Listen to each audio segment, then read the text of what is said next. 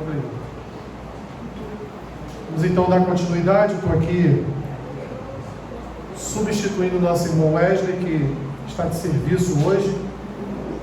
Então ele me concedeu essa incumbência de estar trazendo a vocês a lição 5 aí da revistinha, tá? Consolo superficial. Nós vamos ver por que o nome da lição é consolo superficial. Bom, vamos orar, pedir a Deus sua graça. Eu vou tentar levar 30 a 35 minutos no máximo. Vamos aí tentar diminuir um pouquinho o nosso tempo. Senhor, somos gratos a Ti mais uma vez pela oportunidade de estudar a Tua palavra. Mas como é bom, Senhor, estar na Tua casa, abrir a Tua palavra e pelo Teu Espírito Santo ser ensinado por ela. Que seja um momento, Senhor, alguns minutos em que sejamos edificados por tudo aquilo que o Senhor há de nos transmitir nesta manhã. O que nós te pedimos, fica conosco, em nome de Jesus. Amém. Já teve algum amigo ou alguma amiga que quando você tinha determinado problema na sua vida, ao invés daquela pessoa te trazer uma palavra de esperança, uma palavra de renovação de fé, uma palavra de consolo, de conforto, uma palavra de ajuda, ela fez ao contrário, disse para você: isso deve estar acontecendo porque você está pecando, isso deve estar acontecendo porque tem alguma coisa errada aí, né? O que você está me escondendo? Que eu não sei e que está acontecendo, e por isso que Deus está aí, cobrando de você, por isso que você está sofrendo, porque você não aprende, você quer sempre andar errado, né? Você já teve algum amigo, alguma amiga assim? Provavelmente, né? Se você não teve, que bom. Ou não, né? Porque amigo também falha, amigo também erra, amigo também diz coisas que a gente não quer ouvir, amigo também diz coisas que a gente nem precisava ouvir, porque toda verdade, meus irmãos, toda verdade deve ser dita de forma verdadeira, mas no nosso meio deve ser dita com amor, com graça, com misericórdia, que é o que Deus tem para cada um de nós. Então hoje nós vamos ver no livro de Jó o que está descrito entre o capítulo 4 e o capítulo 12, que é justamente o momento em que os amigos de Jó, e esses eram os mais próximos, eram amigos de Jó de verdade, disseram a Jó, falaram a Jó no momento de maior aflição de Jó, no momento de maior perturbação de Jó. E por que então, meus irmãos, que esses amigos falaram alguma coisa para Jó? Porque eles ouviram de Jó uma palavra, porque até o capítulo 3, os amigos de Jó estavam em silêncio. Eles só observavam o que estava acontecendo com Jó, mas eles não falaram absolutamente nada, eles permaneceram em silêncio. Mas a partir do momento em que Jó profere palavras de desagrado por conta da sua situação, e que palavras foram essas? Está registrado lá no capítulo 3, Jó ele amaldiçoa o dia que ele nasceu.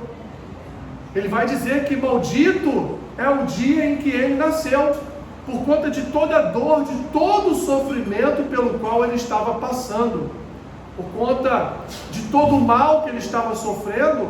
Jó olha para trás e pensa: por que eu nasci? Por que eu estou aqui? Se era para sofrer o que eu estou sofrendo, se era para passar o que eu estou passando, se era para estar com o meu coração tão amargurado como eu estou, por que Deus permitiu que eu nascesse? Por que Deus permitiu o meu nascimento? Não sei se você já passou em algum momento da sua vida por tamanha dor, por tamanho sofrimento, ao ponto de você se perguntar: por que eu nasci? Por que eu estou aqui? Por que Deus permitiu que a minha mãe me desse a luz, né? Por que eu não morri no ventre da minha mãe? Por que não aconteceu alguma coisa e eu não fosse concebido? Talvez tenhamos entre nós alguém que já tenha pensado dessa forma. E Jó pensou dessa forma. E quando nós avaliamos, porque hoje nós conhecemos a história de Jó, sabemos tudo o que vai acontecer depois, né? Das palavras dos seus amigos, da palavra de Deus para Jó, e depois no final Jó, poxa, agora eu conheço Deus, agora eu sei quem é o Senhor. Nós conhecemos toda essa história. Mas os amigos de Jó que ali estavam, não sabiam o que ia acontecer na frente. Então esses 3 amigos de Jó, vão trazer para Jó uma palavra. E que palavras foram essas? A gente vai ver a partir de agora. O primeiro dos personagens que nós vamos encontrar aqui, que ao ouvir essa expressão de Jó, amaldiçoando o dia do seu nascimento, é Elifaz. E o que ele faz. Ele traz a Jó uma palavra sem misericórdia. Elifaz não tem misericórdia de Jó. Isso está aí logo no iniciozinho, na página 19, tá bom? Está logo no iniciozinho. No item 1, a gente vai ver então o que Elifaz diz. No segundo parágrafo diz assim, ó: Elifaz é bastante cuidadoso com as palavras, mas no fundo elas são uma velada acusação. Ele inicia a discussão acusando Jó de não praticar o que pregava. E lembre-se, meus irmãos, como está registrado em Jó, aqui no capítulo 4, versículos 3 e 4, dê uma olhada aí, ó. Olha o que o próprio Elifaz diz para Jó: eis que tens ensinado a muitos e tem fortalecido as mãos fracas. As tuas palavras têm sustentado os que tropeçavam e os joelhos vacilantes tens fortificado. Ou seja, Elifaz está dizendo para Jó: Jó, você tem tanta palavra boa para os outros, você tem tanta palavra de esperança para outras vidas, você é uma pessoa que ensina, que leva conhecimento às outras pessoas, e agora o que acontece? Você mesmo não tem uma palavra para você? Você não renova a sua esperança e a sua fé no Deus da sua vida? Ou seja, todas as vezes em que você encontrou alguém em sofrimento, você ajudou, você abençoou. E agora que você está em sofrimento, você é incapaz de reconhecer a grandeza de Deus, os feitos de Deus, e então renovar a sua fé e a sua esperança, mesmo em sofrimento e mesmo em dor. Então Jó era conhecido como um crente, como um homem que levava boas notícias às pessoas. Era um homem que cuidava da sua família. Lá no capítulo 1 a gente vê que Jó cuidava da sua família, Jó cuidava dos seus amigos. Jó era um homem, então, um homem temente a Deus, e era um homem que de fato era a imagem de Deus aqui na terra. E o que faz Elifaz? Elifaz poderia ter feito a mesma coisa com Jó. Poderia ter trazido uma palavra de esperança, uma palavra de consolo, uma palavra de conforto, mas o que esse amigo de Jó faz? Ele traz uma palavra sem misericórdia. Ele prefere repreender a Jó e não aplica a si mesmo aquilo que Jó fazia a outros. Ou seja, ao invés de Elifaz se apegar ao ensino que Jó tantas vezes ensinou a outro, a esperança que Jó tantas vezes levou a outras pessoas, as boas palavras que Jó levou tantas vezes a outras vidas, ele prefere repreender a Jó por conta da sua palavra. Além disso, meus irmãos, ele também questiona a confiança de Jó em Deus, aqui sugerindo que as palavras de Jó não são palavras apropriadas para uma pessoa que teme a Deus. Isso está na página 20 aí do seu livreto. Ele diz a Jó que Jó não está mostrando retidão diante de Deus, e ele está dizendo a Jó: olha, não diga assim, não fale assim. E é certo, meus irmãos, como está em Lucas 6,46, que a boca fala do que o coração está cheio. Isso é uma verdade. E como Jó poderia, com o seu coração cheio de amargura, de dor, de tribulação, de sofrimento, de tristeza, como Jó poderia dizer outra palavra que não fosse a de amaldiçoar o dia do seu nascimento? Vocês lembram bem a história de Jó, sabem bem tudo que Jó perdeu. Jó não estava nem um pouco preocupado com bens materiais, a preocupação de Jó sempre foi sua família. E a única pessoa da sua família que sobrou foi sua mulher. né? E a sua mulher, qual a palavra de consolo que a mulher de Jó trouxe para ele? Amaldiçoa o seu Deus e morre. Então esse homem, minhas irmãs e meus irmãos, ele não tinha ninguém, absolutamente ninguém naquele momento trazendo a ele consolo e conforto. Não tinha ninguém trazendo a ele uma palavra de esperança, de fé, de renovo do seu vigor espiritual, não. Ele tinha ali naquele primeiro momento 3 amigos diante dele, cujo primeiro a falar trouxe palavras para ele de repreensão. Ele também dá a entender que se Jó continuasse a manifestar essa atitude de falta de desconfiança, de tristeza, de falta de fé, ele poderia demonstrar que estava se afastando de Deus. E aí então nós temos aqui nas palavras de Elifaz, nós temos aqui o grande tema aqui, né, a grande discussão do livro de Jó. O sofrimento é fruto de um castigo de Deus e ele não castiga um homem justo. Olha a controvérsia. Ao mesmo tempo que Elifaz diz que o sofrimento proposto por Deus na vida do homem por causa do pecado do homem, Elifaz também diz que um homem justo, ele não passa por sofrimento, porque Deus livra o homem justo de todo o sofrimento.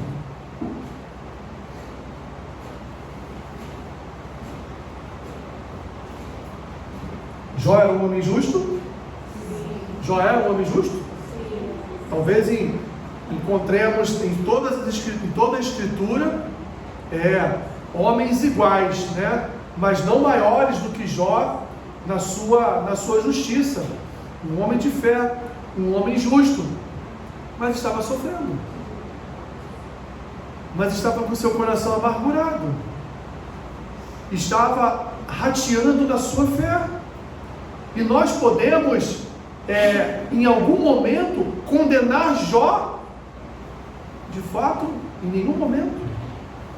Embora, meus irmãos, a acusação aqui seja velada, é nítido que ele vai abertamente acusar Jó de pecado.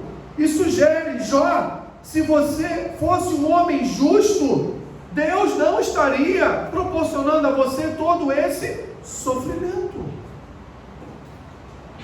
Ele faz, embora não seja talvez assim tão claro no seu questionamento a Jó, mas ele deixa entre linhas o entendimento de que ele acha que Jó está em pecado e por causa do seu pecado ele então está em sofrimento. O próprio Jó ensinou muitas vezes, meus irmãos, que de fato o homem justo, Deus guarda de todo sofrimento, Deus guarda de todo mal. Isso é uma verdade. Nós não podemos negar, meus irmãos, que Deus é poderoso para nos livrar de toda e qualquer tribulação. E se aguardarmos, esperarmos, como diz o Salmo 40, pacientemente no Senhor, o Senhor há de inclinar os seus ouvidos, ouvir o nosso clamor e nos abençoar. É isso que nós vemos em toda a Escritura. Um Deus que abençoa os seus filhos, um Deus que guarda a vida do seu povo. E qual vai ser a resposta de Jó para Elifaz? O que Jó diz para Elifaz diante desse quadro ali de culpa que Elifaz traz sobre o coração de Jó? Jó vai, meus irmãos, mostrar em alguns aspectos e vai reconhecer a dureza das palavras de Elifaz, vai reconhecer as durezas da sua própria palavra, vai reconhecer sim que ele em determinado momento pode ter sim se precipitado nas suas palavras. O dia do meu nascimento é amaldiçoado, por que eu nasci? Jó vai reconhecer que ele poderia ter evitado de falar essas palavras, mas Jó também vai dizer a Elifaz que as suas palavras só foram ditas porque elas são consequência da dor que ele está sofrendo no seu coração. é consequência de toda a tragédia que aconteceu na vida de Jó, é consequência da tribulação pela qual ele está atravessando, tribulação essa ali nítida na perda de toda a sua família. Lembre-se que todos os filhos de Jó morreram, todos os bens de Jó se perderam, e Jó agora, resta a Jó agora, só ali diante da sua enfermidade, diante da terrível lepra que alcançou a sua vida, só pegar os cacos ali e se coçar. Como nós podemos questionar, meus irmãos, as palavras de Jó, diante de um quadro miserável, diante desse quadro terrível? Segundo amigo de Jó, meus irmãos, eu não estou lendo os textos bíblicos porque vai do capítulo 4 ao 12. Seria impossível fazermos a leitura de todos esses capítulos, tá bom? Então eu estou aqui resumindo o que cada um dos amigos de Jó disse, para que a gente chegue agora. Eu exorto os irmãos para que aproveitem esse domingo chuvoso, de um friozinho gostoso, né? Senta lá naquela sua poltroninha que você tem em casa, abra sua Bíblia, inicie sua leitura lá do capítulo 4 e vai até o 12, conforme você for lendo hoje à tarde, né? E dá tempo, porque o jogo do Flamengo hoje é só 8 da noite, então dá tempo suficiente de você ler do capítulo 4 até o capítulo 12 tranquilamente, ler, reler, reler, quantas vezes você quiser, e aí você vai vir à sua memória tudo que o pastor Alessandro está te dizendo aqui nesta manhã a respeito desses personagens. O segundo personagem, meus irmãos, que nós vamos ver é Bildade. E Bildade é um homem que quis trazer para Jó soluções simples. A Bíblia diz que ele é um suíta e ele foi o segundo a trazer uma palavra a Jó. Ele também é mais um que quer mandar Jó calar a sua boca. Jó, não fale assim a respeito do dia do seu nascimento, não fale assim a respeito de Deus. E qual é o argumento de Bildade? O argumento é que Deus não agiria de modo injusto, porque Deus pune os pecadores e ampara os retos.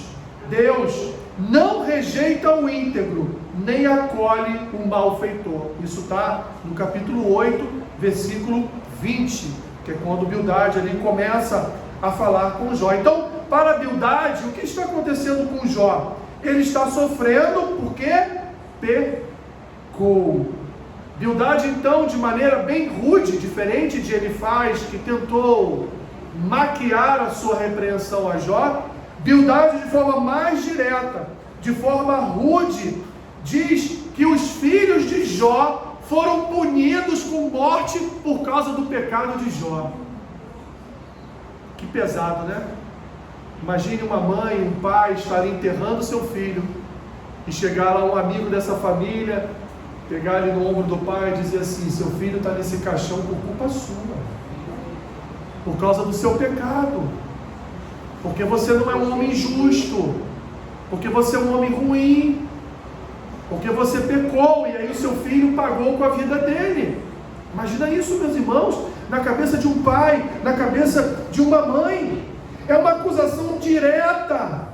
Agora, meus irmãos, é uma acusação direta, mas que está revestida de boas intenções. Bildade não quer aqui de forma alguma trazer sobre o coração de Jó peso pela morte dos seus filhos. Na verdade, a intenção de Bildade era que Jó reconhecesse o seu pecado, confessasse o seu pecado e ali se arrependesse do seu pecado para receber uma restauração divina. Ou seja, se Jó corresse para pedir a Deus misericórdia, Deus concederia este favor a ele e trataria Jó com misericórdia. Por isso que para Bildade, Jó deveria lidar com o seu sofrimento de uma forma simples. Bastava pedir perdão a Deus e tudo voltaria a ser como era antes. Bastava Jó se arrepender do seu pecado e tudo voltaria a ser como era antes. E esse, meus irmãos, é um discurso que muitas vezes nós usamos para tentar ajudar pessoas em suas lutas. Diga a verdade aqui para mim. Quantas vezes você já não falou para alguém que estava em sofrimento, alguém que estava sofrendo as consequências da caminhada que estava percorrendo, e você falou assim: você não me ouve, você não quer ouvir Deus, você não quer ir na igreja, você não quer ler a Bíblia, você não quer isso, você não quer aquilo, você não sei o que, você não sei o que, você não sei o que, você não sei o que. Quantas vezes nós já não fizemos isso? De exortar com a verdade, mas de uma forma errada. De uma forma que, ao invés de ganhar, vai perder. O que Jesus disse para aquela mulher pecadora: mulher, onde estão os teus homens que te acusam? Ah, Senhor, foram todos embora. Então, mulher, vai, os teus pecados estão perdoados, vai e não peques mais. Jesus deu sermão para ela?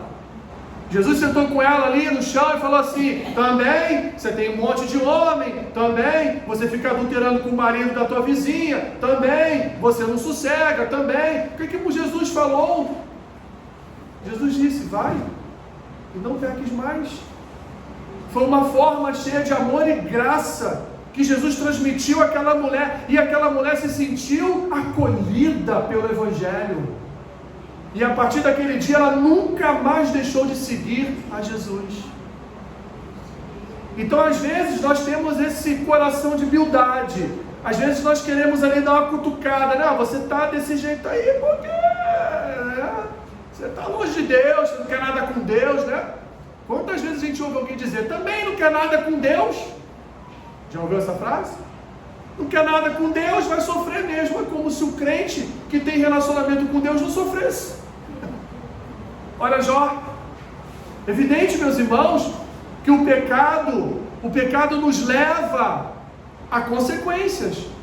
O pecado nos leva a resultados que trarão prejuízo para a nossa alma quando nós pecamos. Isso é fato. Mas esses homens não conheciam a vida de Jó? Esses homens não sabiam que Jó era um homem íntegro e reto? Mas eles se precipitaram no julgamento a Jó. E o que Jó responde, meus irmãos? Jó vai dizer para Bildade: Bildade, aponte para mim, Bildade, aponte para mim um só homem justo em toda a terra. Voltando lá para a mulher adúltera, né? Quem não tem pecado, atire a primeira pedra. E ninguém atirou, porque todos têm pecado. E essa noção os fariseus tinham do pecado adâmico. E agora então nós estamos diante de um mesmo quadro. Jó está dizendo ali para Bildade: Bildade, me apresenta um só homem na terra que não peque. Um só. Jó reconhece diante de Bildade que ele, como um ser humano, ele nunca poderia satisfazer a justiça e a santidade requeridas por Deus. Porque se o nosso bem-estar dependesse do que fazemos diante de Deus, nós nunca teríamos bem-estar. Se todas as bênçãos que recebemos do Senhor dependesse daquilo que nós fazemos, nós nunca seríamos abençoados por Deus. Se a nossa salvação dependesse de um ato nosso, nós nunca seríamos salvos por Deus. Porque tudo depende do Senhor, porque nós somos pecadores, porque nós sofremos ainda com o DNA adâmico em nossas vidas. Terceiro e último amigo de Jó, Zofar. Zofar e suas conclusões precipitadas. E quais foram as conclusões precipitadas de Zofar? Zofar era um naamatita, e foi o terceiro a falar. Ele deixa de lado, está aí na página 22, meus irmãos. ele deixa de lado qualquer eventual sutileza presente nos discursos de seus amigos e acusa Jó de ser um tagarela, um zombador, um justo aos seus próprios olhos, um convencido, um recalcitrante. Ou seja, Jó, você não tem compaixão, você não tem piedade, você não expressa graça diante de Deus, você é um homem que fala o que não deve falar, se precipita no seu falar. Jó, cala a tua boca, fica quieto, você fala demais.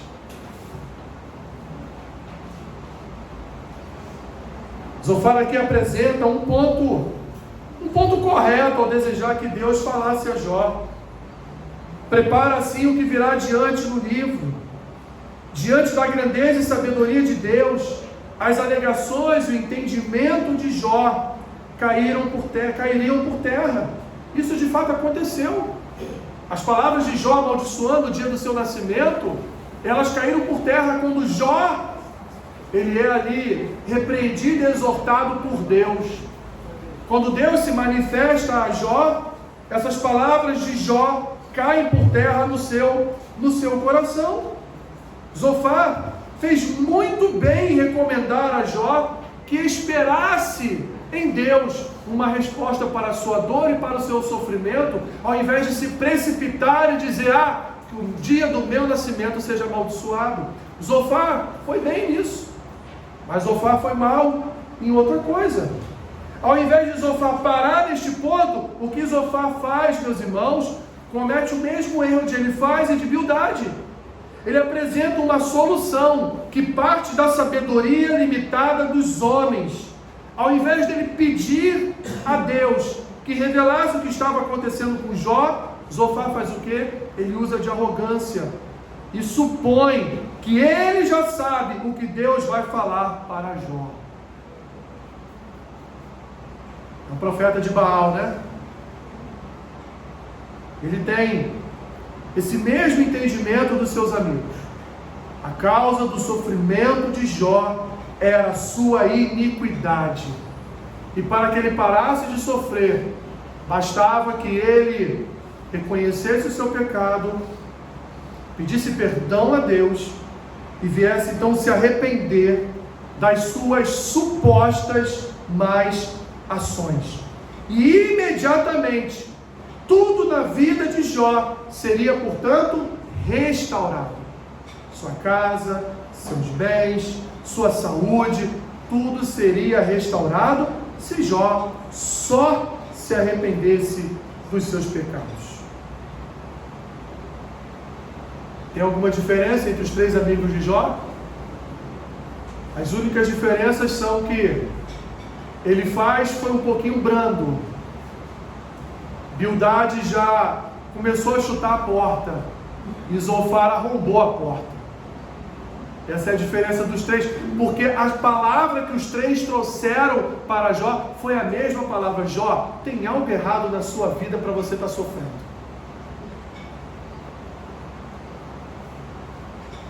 Tem algo aí de errado que não está certo, que você tem que reconhecer, para que Deus restaure a sua saúde, para que Deus restaure as suas finanças, para que Deus restaure a sua casa, a sua família. Mas Jó também vai responder a Zofar. Jó vai falar sobre a arrogância de Zofar. Jó vai dizer lá em 12:5, no pensamento do que está seguro, há desprezo para o infortúnio, e um empurrão para aquele cujos pés vacilam. Ou seja, a suprema condição de Deus apontada aqui por Zofar é justamente o que lhe dá o poder de fazer o que quiser, sem precisar apresentar razões ou justificativas. E é insensatez, meus irmãos, tentar discernir os pensamentos de Deus, porque os juízos de Deus são insondáveis e os seus caminhos são inescrutáveis. Os amigos de Jó tentaram ajudá-lo, mas no fim de tudo, meus irmãos, Os amigos de Jó só trouxeram para Jó mais sofrimento, mais dor. E quando essa dor foi aplacada, quando essa dor começou a ser tratada, aí vocês vão ver na próxima aula. Porque hoje nós estamos falando ainda dos amigos de Jó. Na conclusão disso tudo, o que nós podemos observar, meus irmãos, é que o verdadeiro consolo nas nossas almas não vem da palavra de homens. Amém. Não vem. O verdadeiro consolo no nosso coração vem da palavra do Senhor. Se um homem fala da parte de Deus receberemos o consolo. Mas se um homem, por mais justo que ele seja, por mais santo que ele seja, por maior que seja o seu relacionamento com Deus, a sua intimidade com Deus, se ele resolver falar da sua boca, do seu coração, para trazer consolo e conforto àquele que está sofrendo, como os jovens gostam de dizer, vai dar ruim, né? Vai dar ruim. Não vai ser legal. Por isso, que os 3 amigos de Jó, meus irmãos, nos apresentam uma lição. Lembra lá no capítulo 3? Eles estavam como?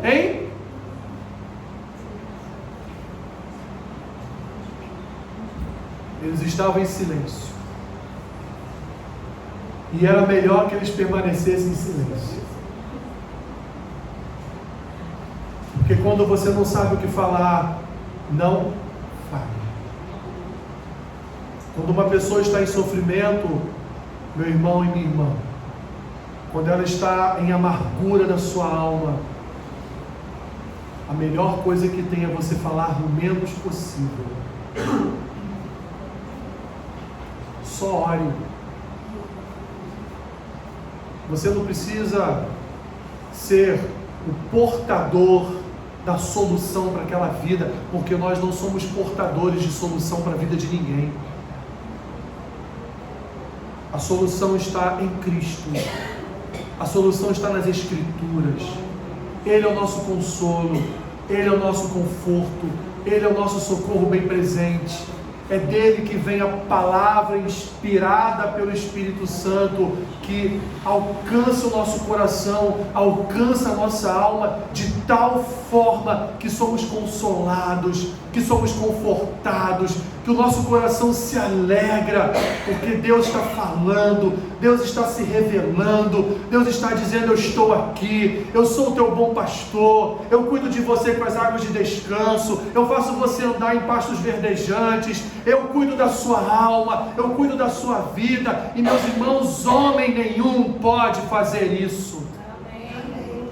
Só o Senhor, e somente o Senhor pode fazer isso.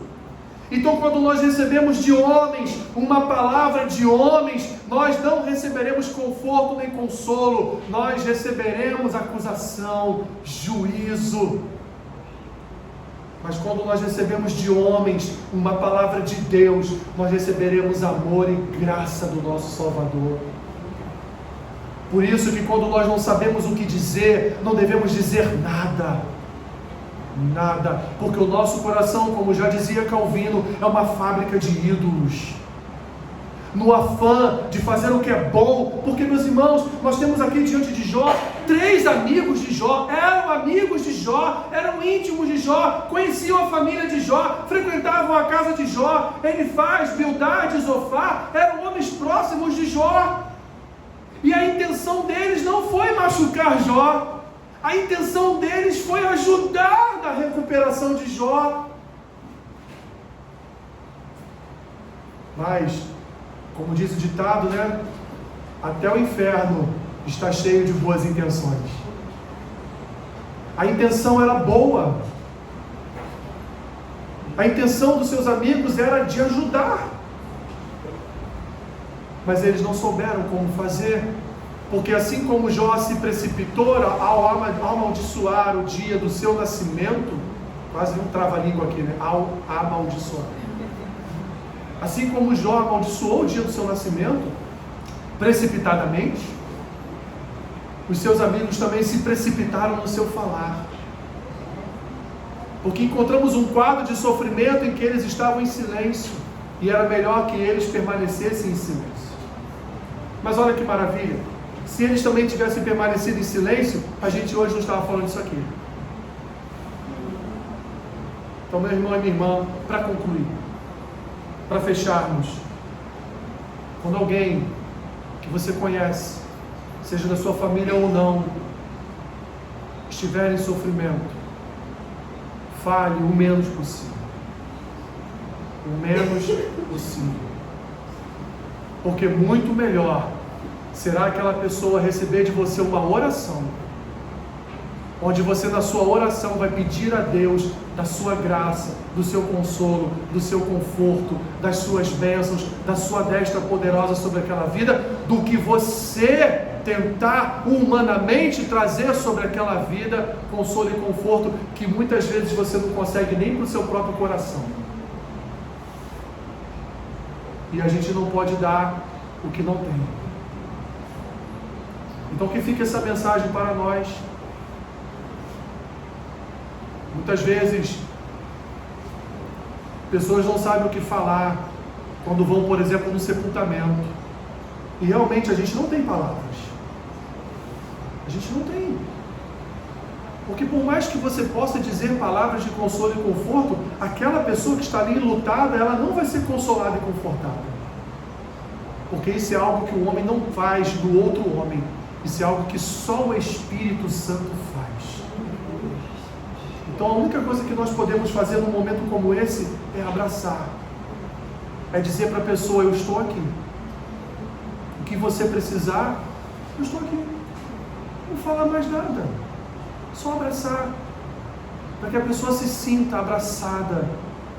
Para que a pessoa se sinta consolada, alcançada através de nós, pelo amor de Cristo. Então que esses 3 amigos de Jó tenham trazido ao nosso coração, nesta manhã, essa mensagem, uma mensagem de não nos precipitarmos no falar.